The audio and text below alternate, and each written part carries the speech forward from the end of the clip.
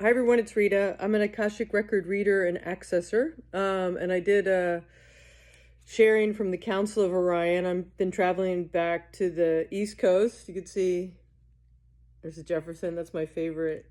That's my favorite monument. I grew up outside of DC, and had a career here until I had an epiphany. I could move overseas and do something different. So anyway, I've got the records open for the Council of Orion, and there were some questions on the last share, so I wanted to just kind of dig in here a little bit and ask those questions. So somebody asked, is it similar to the shimmering that Dolores Cannon spoke of?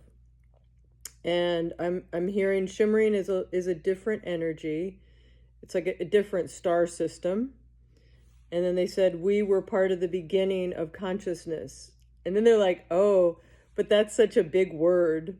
And I started a film project called The Revelation, that I'm calling The Revelation of You. And I think it's actually going to be a multiple kind of series. And I'm taking people on a journey around the fact that they're energy. And I use a camera that measures, and you can see the electromagnetic field around the body and how it changes with different things. And it's fun. And I want you to really truly understand that you are energy, and you're energy that never ceases.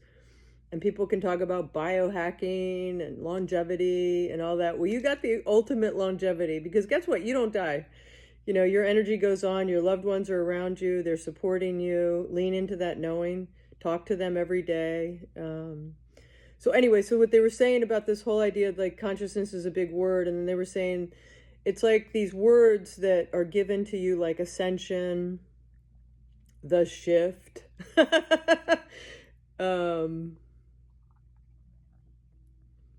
It's,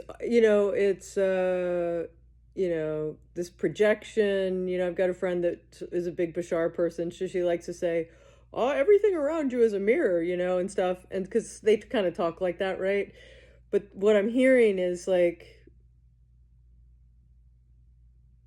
because these words mean every different thing to everyone, and they say even in your world, people will record, people will hear the same thing, and everyone's interpretation of it's different. So the big thing is to really just move towards stuff that feels good to you,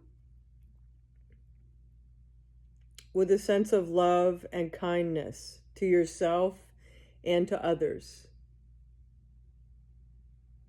The joy is in the journey, but you really truly don't understand that, because you get focused on a goal, and you think you can delay the joy while waiting for the goal.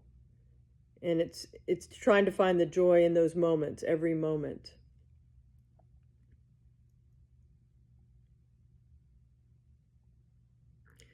So somebody else had another question.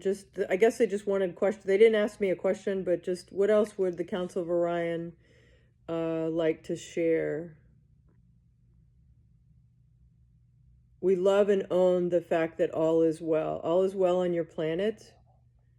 All is well in your soul. Your DNA is shifting just because the light is shifting on your planet. And just like scientists will tell you that vitamin D is found in every cell of your body, the sun is communicating with you, and there's more than one sun, and maybe that's hard for you to understand, but just trust the knowing that the sun is a good thing for you, and you don't have to fear the sun. Yes, there were temples. They heard me say something about temples. They were like, yes, there were temples on your planet. You can go back and look, that were built to the sun, specifically because they knew the level of power and energy that the sun gives to your cells. There is a sense of your cells have been programmed, and you have the ability to release those programs as you open up to the light in your cells and let that energy really flow. And focusing on things that feel good to you, because the things that you focus on will expand. So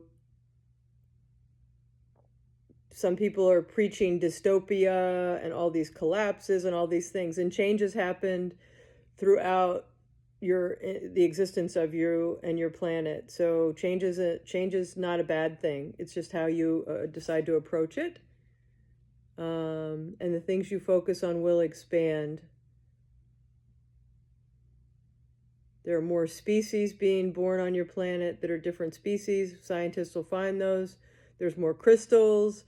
There's more. There's always more. You are regenerative. Your planet is regenerative. Own this knowing. When people talk about the oceans being polluted, they're being cleaned up. Young people now are developing different, ideas and tools to clean the planet. So just know that all that's coming, and that as you focus on that, more of that will come.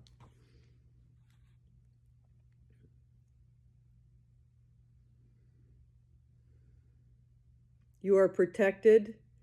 We will never ever let anything happen to your planet. You did, they're talking to me like, you did hear that, when we first invaded Ukraine, like, and this war was potentially going to happen there was also there was a potential charge around a nuclear situation there, and it was snuffed out. So just know that as well. We will never let anything happen to you or your planet. You are energy that doesn't cease. There's a connection that you have to other planets, and your existence is very important. I'm asking, is it sort of like an environmental system, like this connection? And it's like, not on an environmental level, but on an energetic level. And it's like using words like that, like even the word energy, it's a perception. So don't get too defined around terms in your environment and what maybe spiritual people, what you consider spiritual people are sharing. That's funny. Own what feels really good to you, and keep moving towards the things that feel really good to you.